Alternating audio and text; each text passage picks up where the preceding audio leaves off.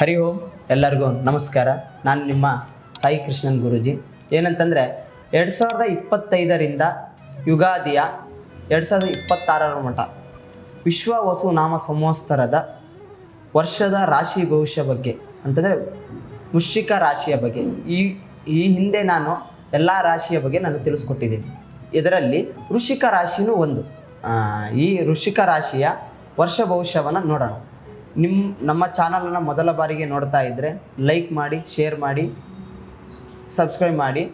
ಈ ವರ್ಷ ಗುರುಬಲ ಇರದ ಕಾರಣ ಅಂತಂದರೆ ವೃಶ್ಚಿಕ ರಾಶಿಯವರಿಗೆ ತುಂಬಾ ಸ್ಟ್ರಗಲ್ ಅನ್ನೋದು ಮಾಡಬೇಕು. ತುಂಬಾ ಸ್ಟ್ರಗಲ್ ಅನ್ನೋದು ಯಾವ ರೀತಿಯಲ್ಲಿ ಮಾಡಬೇಕು ಅಂತಂದರೆ, ಮುಟ್ಟಿದ್ದೆಲ್ಲ ಚಿನ್ನ ಅನ್ನೋದು ಹೋದ ವರ್ಷ ನಿಮಗೆ ಯಾವ ರೀತಿಯಲ್ಲಿತ್ತೋ ಈ ವರ್ಷ ತುಂಬಾ ಅಲರ್ಟಾಗಿರ್ಬೇಕು ನೀವು. ಯಾತಕ್ಕಂತಂದರೆ ನೀವು ಅಂದ್ಕೊಂಡಿರುವಂಥ ಕೆಲಸಗಳು ಯಾವುದೋ ಸಕ್ಸಸ್ ಅನ್ನೋದಾಗೋದಿಲ್ಲ. ಸವಾಲಿನ ವರ್ಷ ಅಂದರೂ ಹೌದು. ನಿಮಗೆ ನಿಮ್ಮ ಮನೆಯಲ್ಲಿ ನಿಮಗೆ ಡಿಪೆಂಡ್ ಮೇಲೆ ನೀವೇ ಮನೆಯ ಆಧಾರ ಸ್ತಂಭ ಅನ್ನೋದು ಆಗ್ತೀರ. ಯಾತಕ್ಕಂತಂದರೆ ನೀವೇ ಇವಾಗ ಮನೆಯಲ್ಲಿ ಟಾರ್ಗೆಟ್ ಅನ್ನೋದು ನೀವೇ. ವೃಶ್ಚಿಕ ರಾಶಿಯವರೇ ಟಾರ್ಗೆಟ್, ಶನಿಗೆ ಟಾರ್ಗೆಟೇ ವೃಶ್ಚಿಕ ರಾಶಿ, ಆಯಿತಾ? ಮತ್ತು ಹಿತಶತ್ರುಗಳು ಹೆಚ್ಚಾಗುವ ಸಾಧ್ಯತೆ ಇದೆ. ಹಿತಶತ್ರುಗಳು ಅಂತಂದರೆ ನಿಮ್ಮ ಫ್ರೆಂಡ್ ಅಂತ ಪಕ್ಕದಲ್ಲೇ ಕೂತ್ಕೊಂಡಿರ್ತೀರ, ಎಲ್ಲ ವಿಚಾರಗಳು ಶೇರ್ ಮಾಡಿರ್ತೀರ, ಅಂಥವರು ನಿಮಗೆ ಮುಳ್ಳಾಗ್ತಾರೆ. ಯಾವ ರೀತಿ ಮುಳ್ಳಾಗ್ತಾರೆ ಅಂತಂದರೆ, ನೀವು ಯಾವುದೋ ಒಂದು ಕೆಲಸದ ಮೇಲೆ ಡಿಪೆಂಡ್ ಮಾಡಿಕೊಂಡು ಅವ್ರ ಮುಂದೆ ಎಲ್ಲನೂ ಹೇಳಿರ್ತೀರ, ಶೇರ್ ಮಾಡ್ಕೊಂಡಿರ್ತೀರ, ನಾನು ಈ ಥರ ಮಾಡಬೇಕಂತ ಇದ್ದೀನಿ ಅಂತ ತಿಳ್ಕೊಂಡಾಗ ನೀವು ಮಾಡುವಂಥ ಮುಂಚೆನೇ ಆ ಕೆಲಸವನ್ನು ಅವ್ರು ಮಾಡಿರ್ತಾರೆ. ತುಂಬಾ ಜಾಗೃತೆಯಾಗಿ ಕೆಲಸ ಮಾಡಿ.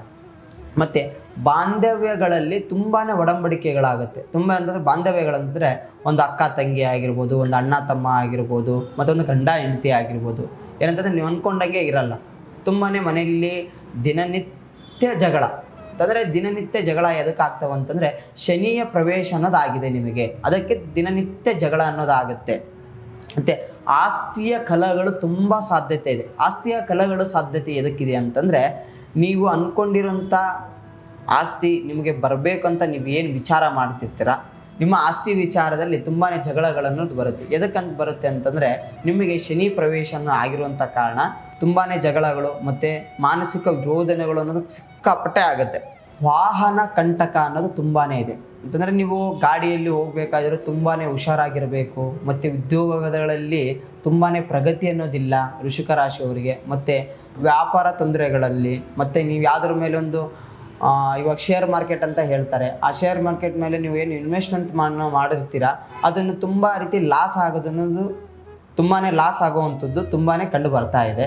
ಸ್ವಲ್ಪ ಜಾಗೃತಿಕರಾಗಿ ನೀವು ನಿಮ್ಮ ಯೋಚನೆಯನ್ನು ನಿಮ್ಮ ಹತೋಟಿಯಲ್ಲಿ ಇಟ್ಕೊಂಡು ಮುಂದೆ ಬರಿಬೇಕು.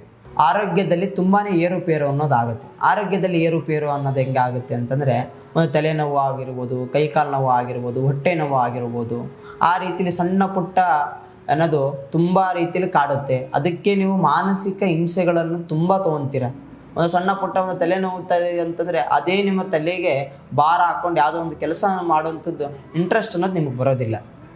ಮತ್ತು ಈ ಥರ ಎಲ್ಲ ಸಮಸ್ಯೆಗಳಿರುವಂಥದ್ದಲ್ಲಿ ಏನಂತಂದರೆ, ಒಂದು ಸಣ್ಣ ಪರಿಹಾರ ಅಂತಂದರೆ ಏನಂತಂದರೆ, ಪ್ರತಿ ಗುರುವಾರದ ದಿನ ರಾಯರ ಆರಾಧನೆ ಮಾಡುವಂಥದ್ದು ತುಂಬಾ ಶ್ರೇಷ್ಠ.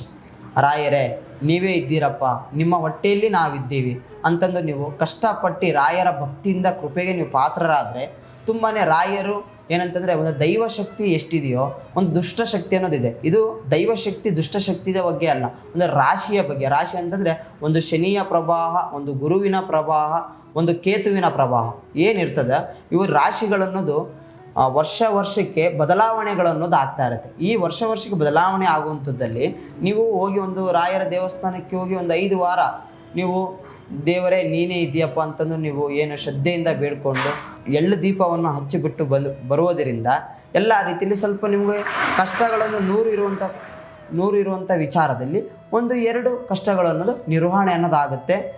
ಒಳ್ಳೆಯದಾಗುತ್ತೆ. ಏನು ತಲೆ ಕೆಡಿಸ್ಕೊಳ್ಳೋಕೆ ಹೋಗಬೇಡಿ. ಮುಂದೆ ಬರುವಂಥ ವಿಚಾರಗಳನ್ನು ನಾನೆಲ್ಲ ತಿಳಿಸ್ಕೊಡ್ತೀನಿ. ಎಲ್ಲ ಒಳ್ಳೆಯದಾಗಲಿ.